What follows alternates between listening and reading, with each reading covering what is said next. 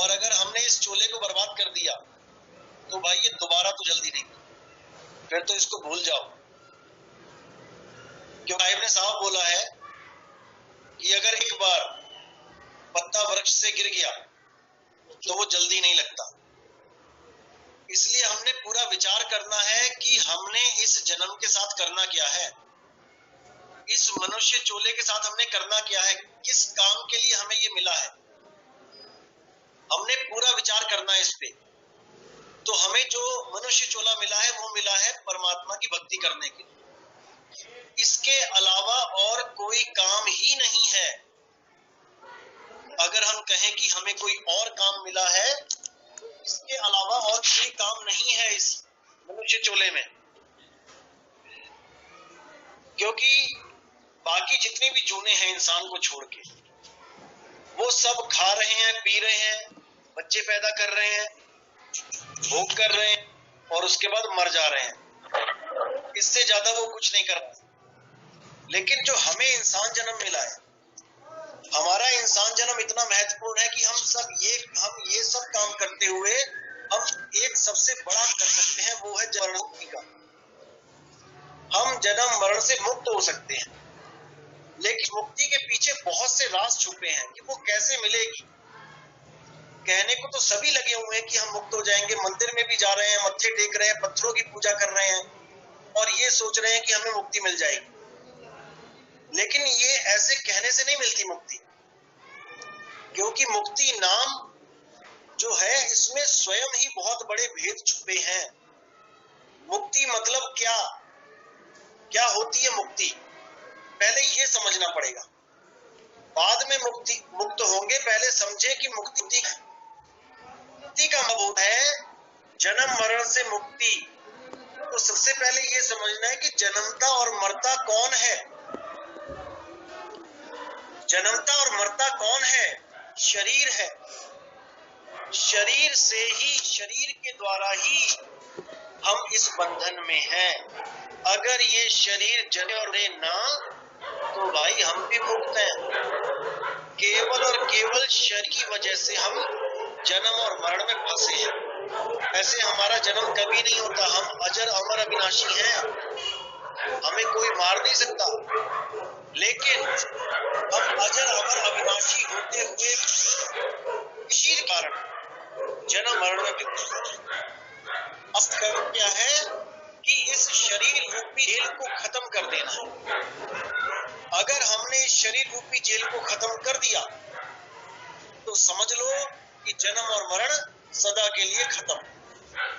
और अगर हम इस शरीर को दोबारा पैदा होने से नहीं रोक पाए तो समझ जाना कि दोबारा जन्म स्टार्ट हो जाएगा। अब करना क्या है, कैसे रोकना है? हमने रोकना है सतगुरु को खोज के। एक ऐसा सतगुरु जो हमारे शरीर को बनने से रोक सकता है, दोबारा बनने से। वो कौन है? वो है शब्द गुरु। अगर हमने शब्द गुरु का ध्यान धर लिया अंत समय में, तो समझ जाना कि हमारा दोबारा जन्म, हमारे शरीर का जन्म नहीं होगा। लेकिन अगर हमने गलती से भी शब्द गुरु को विसार दिया, भूल गए, तो मेरे जितनी आपके अंदर ताकत है आप सारी झोंक दोगे दोबारा शरीर को पैदा करने में। क्योंकि आप में अनलिमिटेड पावर है। आप एक ऐसी ताकत हो जो मुर्दे को भी जिंदा कर सकता है। अब जीव रूप में तो हाथ लगा देते हो, वो चलने लग जाता है। जैसे कोई कार है, कोई मोटरसाइकिल है, निर्जीव है। अगर आपने उस पर बैठ के किक मार दी तो वो गाड़ी 120-150 किलोमीटर की रफ्तार से दौड़ेगी, केवल आपकी वजह से। इसी प्रकार अगर आपने अंत समय में अपनी सारी ताकत शरीर को खत्म करने में लगा दी, तो समझ जाना कि अब आपने दोबारा नहीं आना है। लेकिन अगर आपने शरीर से हल्का सा भी मोह रख लिया कि हाय मैं मर रहा हूं, मुझे बचना है, मुझे बचा लो डॉक्टर साहब, तो समझ जाना कि अब आपको वापस आने से कोई नहीं रोक सकता। इसीलिए कबीर साहब कहते हैं, काल के माथे पांव दे, सतगुरु के उपदेश और साहिब बाह पकड़ के ले जाए देश। अगर काल के सिर पे अपने पैर रख दी गुरु से ज्ञान प्राप्त करके, तो समझ जाना कि अब आपका जन्म दोबारा नहीं होगा। काल माथे कैसे पैर रखना है? काल क्या है? शरीर ही काल है। देव निरंजन सकल शरीरा, तामे भ्रम भ्रम रहल कबीरा। ये जीव आत्मा इसी देव निरंजन के जाल में कैद है। 5-25 का पिंजड़ा, वामे तुमको राखे हो, तुमको भूल गई सुध घर की, और ये महिमा आपन भागे।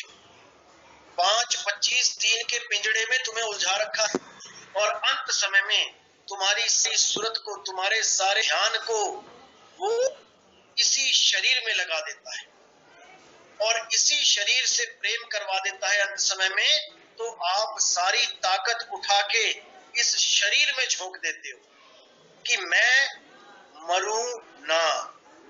बस ये जो आपने संकल्प ले लिया कि मैं मरूं ना, यही तुम्हारे लिए जरा कारण है।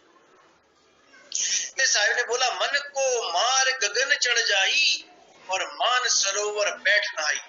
गगन क्या बोला गया है? गगन को सुन। सुन 2 प्रकार के बताए थे मैंने, एक साकार और एक निराकार।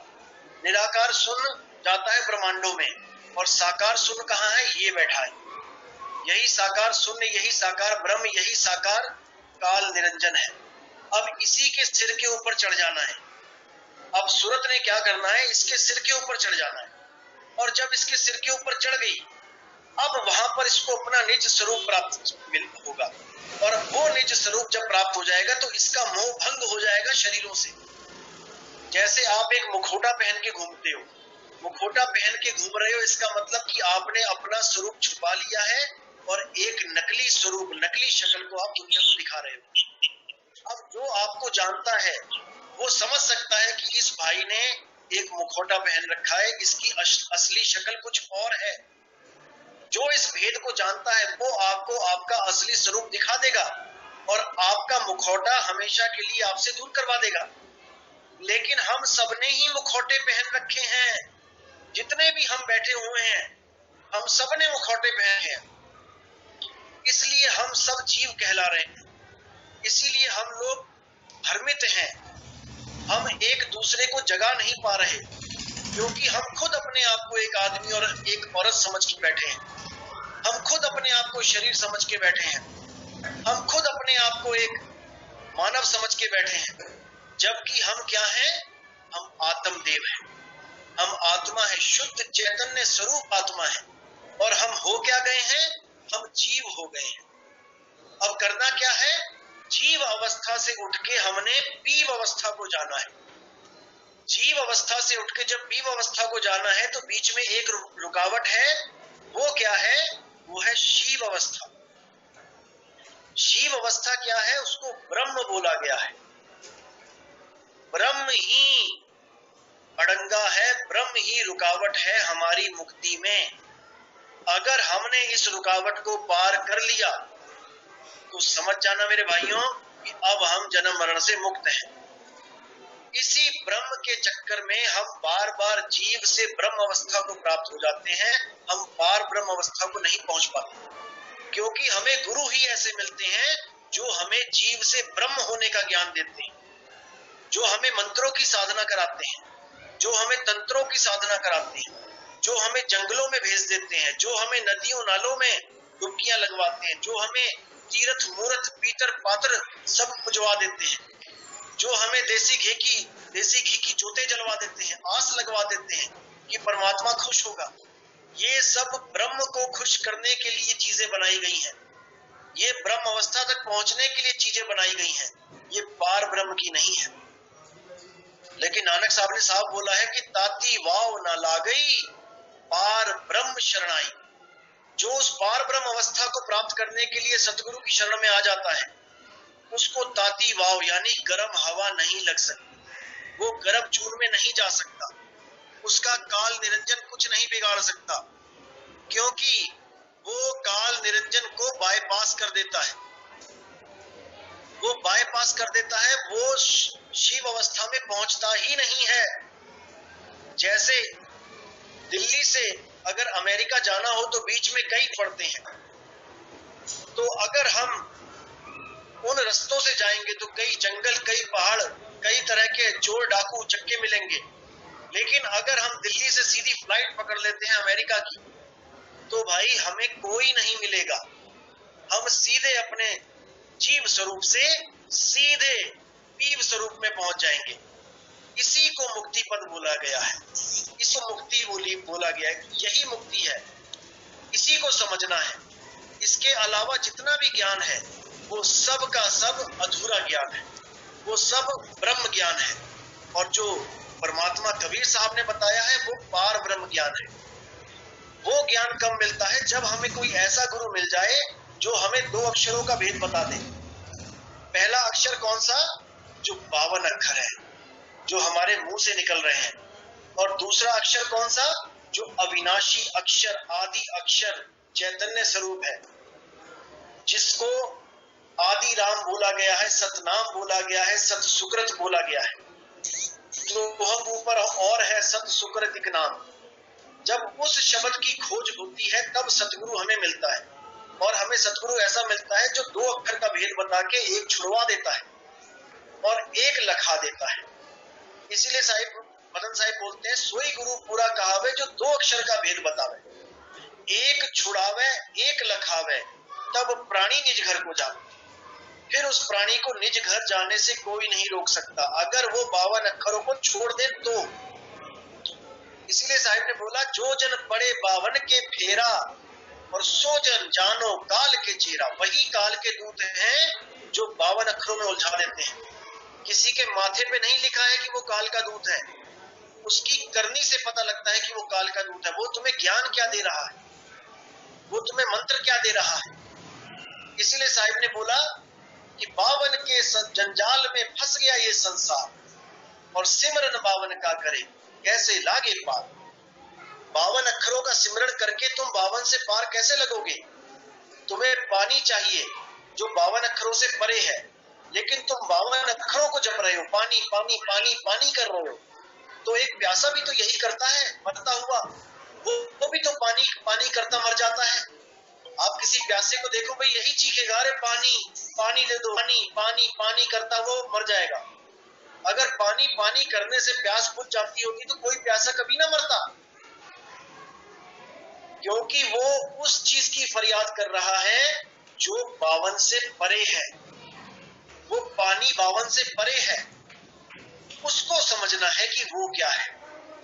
तो जो गुरु 52 में उलझा देते हैं उनकी शरण में नहीं रुकना है भाई। अगर उन शरण में रुक गए तो समझ लो कि आपने अपना जीवन बर्बाद कर दिया। इसीलिए नानक साहब भी कहते हैं, जेतु पढ़िया पंडित बिन 2 अक्षर 2 नामा, और प्रणवत नानक एक लंगाए जेकर सच समामा। ऐसा गुरु ढूंढ लो जो 2 अक्षर और 2 नाम इनको खोल के समझा दे। 2 अक्षर कौन से? एक 52 अक्षर और एक आदि अक्षर। 2 नाम कौन से? एक सतनाम और एक असतनाम, यानी एक कृत्रिम नाम, नकली नाम, और एक सतनाम। उसके लिए क्या बोला गया कि कृत्रिम नाम कथे तेरे जीवा, सत्य नाम तेरा परापुर बला। नकली नाम तो जीव से जितने मर्जी बना लो, ओम कलियम हरियम शरियम ओम तत्सत, हरे कृष्णा हरे राम, जय श्री राम, जय कबीर, सत सत कबीर, ओम सोहम सत कबीर, जितने मर्जी बना लो, लेकिन वो अक्षरों से परे जो है वो सतनाम वो नहीं बना सकते। वो सतनाम बनने बिगड़ने से परे है। इसीलिए बोला है, आद सच जुगाद सच है भी सच, नानक होसी भी सच। वो सतनाम वो बनने बिगड़ने से परे है, वो बोलने लिखने से परे है, वो अनुभव का विषय है। जब आप सतनाम का अनुभव करोगे, सतगुरु के द्वारा जब आपको भेद पता लगेगा कि सतनाम है कहाँ, वो डोरी है कहाँ जिस डोरी पे चढ़ के आप परमात्मा तक पहुंचोगे। उसके लिए बोला, डोरी एक अनूप है और अधरे दर्शन होए, और काया से बाहर लख है संत कहावे सोए। वो एक ऐसी डोरी है जो काया से बाहर, वो काया से बाहर लखी जाती है। जब काया से बाहर पहुंचोगे तब समझ में आएगा विदेह ध्यान क्या होता है। विदेह ज्ञान क्या होता है। इसलिए साहिब ने बोला, जब लग ध्यान विदेह न पावे, तब लग जीव ये भटका खावे। ध्यान विदेह और नाम विदेहा, दो लख पावे तो मिटे संदेहा। इन दोनों को समझना है कि ध्यान विदेह क्या है और नाम विदेह क्या है। ध्यान विदेह जब आपको बताया जाएगा, तब आपने उस विदेह ध्यान को शुरुआत कर देनी है। आपने ध्यान लगाना है, और ध्यान लगाने के बाद आपको जो प्राप्ति होगी वो नाम विदेह है। उस नाम विदेह को ही सतनाम कहते हैं, विदेह नाम कहते हैं, अकह नाम कहते हैं, अखंड नाम कहते हैं, अडोल नाम कहते हैं, अबोल नाम कहते हैं। वही शब्द गुरु है, और वो शब्द गुरु आपको कभी गर्भ में आने नहीं देगा। अगर आपने उस पर पूर्ण विश्वास कर लिया तो। इसीलिए साहिब ने बोला, काल काल सब कोई कहे, काल न जीने कोई। और जितनी मन की कल्पना, ये काल कहावै सोई। जितने भी कल्पित नाम है, ये जितनी भी कल्पनाओं के नाम है, ये सब काल का ही रूप है। ये जितनी भी शरीर है, ये सब काल का रूप है। अगर गुरु शरीर में ध्यान लगवाता है, वो गुरु भी काल का रूप है। हमने शरीरों में नहीं उलझना है, हमने शरीरों से परे जाना है। शरीरों से परे जब जाओगे तभी समझ में आएगा कि विदेह अवस्था क्या होती है। जब तक विदेह अवस्था नहीं प्राप्त होगी, जब लग आप इस देह से मुक्त नहीं हो सकते, जितना मर्जी जोर लगा लो। देह से परे कोई नहीं हो सकता। देह से परे होने का एक ही रास्ता है, और वो है विदेह नाम। इसीलिए साहिब ने बोला, गुरु किया है देह का और सतगुरु जीना नहीं। भव सागर के जाल में फिर गोता खाही। कि गुरु किया है देह का। देह का गुरु तो सब कर बैठे हैं, लेकिन विदेह गुरु कोई नहीं जान पा रहा है। विदेह गुरु कौन है? वो शब्द गुरु है। वो बंदी छोर कबीर साहब का असली स्वरूप शब्द स्वरूप है। हमारा भी वही स्वरूप है। इसलिए बोला गया है कि देही को सतगुरु कहे, और यह है धूल ज्ञान, और चार दाग आवे नहीं, वाक को सतगुरु जान। जब तक कोई भी चार दाग में आ रहा है तो वो सतगुरु नहीं है। चार दाग से न्यारा है तो वो सतगुरु है। लेकिन गुरु की महिमा इतनी बड़ी बताई गई है कि साफ बोल दिया, गुरु गोविंद दोनों खड़े, और काके लागो पाए, और बलिहारी गुरु आपने गोविंद दियो लखा है। कि गुरु को भी परमात्मा से कम नहीं समझना चाहिए। गुरु परमात्मा ही रूप है, क्योंकि वो अपने विदेह स्वरूप को जानता है। वो अपने आप को देह नहीं मानता है, और ना ही वो आपको देह बोलेगा कि आप देह हो। आपको भी स्त्री और पुरुष से ऊपर करके जानेगा। वो आपको भी एक आदमी और औरत समझ के बात नहीं करेगा। वो आपको आत्मदेव समझ के बात करेगा। वो शरीरों से ऊपर खुद भी उठेगा और आपको भी उठाएगा। तभी आपका आत्म कल्याण हो पाएगा, नहीं तो नहीं हो पाएगा।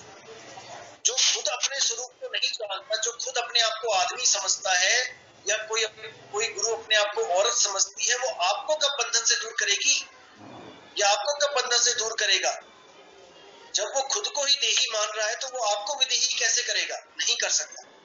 इसीलिए बोला है, बंधे को बंधा मिला और छूटे कौन उपाय, कर सेवा निर्बंध की जो पल में लेते छुड़ाए। उस निर्बंध शब्द गुरु की सेवा करनी है जो पल में छुड़ा लेता है सबको, क्योंकि वो अपने असली स्वरूप को जानता है, और वो आपको भी इस देह स्वरूप में नहीं रहने देगा। इसलिए बोलता हूं मैं हर बार कि केवल और केवल शब्द गुरु में सूरत को रखना है। किसी फोटो में नहीं जाना है, किसी गुरु के शरीर का ध्यान नहीं करना है, किसी भी जड़ वस्तु की पूजा नहीं करनी है, कोई कैलेंडर नहीं पूजना है, कोई फोटो नहीं पूजनी है, कोई धूप अगरबत्ती नहीं घुमाने लग जाना है किसी गुरु की फोटो के आगे। पता लगा हमारे गुरु जी की फोटो लगा दी, मेरी फोटो लगा दी और लग गए धूप अगरबत्ती करने। नहीं करना है। इन सब से दूर हो जाना है। इन सब में ही काल विराजमान है भाई। जो असली भक्ति है वो अकाल भक्ति है, अकाल पुरुष की भक्ति। अकाल पुरुष की भक्ति बियॉन्ड ऑफ टाइम, उसका कोई टाइम नहीं है, वो 24 घंटे है, वो अनंत है, उसी में सुख को जोड़ना है। तो आज का सत्संग यही समाप्त करेंगे। 20 मिनट हो गया है, रोज 20 मिनट का ही सत्संग हुआ करेगा। आज 142 लोग जुड़े हैं हमारे सत्संग से। परमात्मा की दया होगी तो आगे से आगे जुड़ेंगे। हाँ जी, मैं अनम्यूट कर देता हूँ।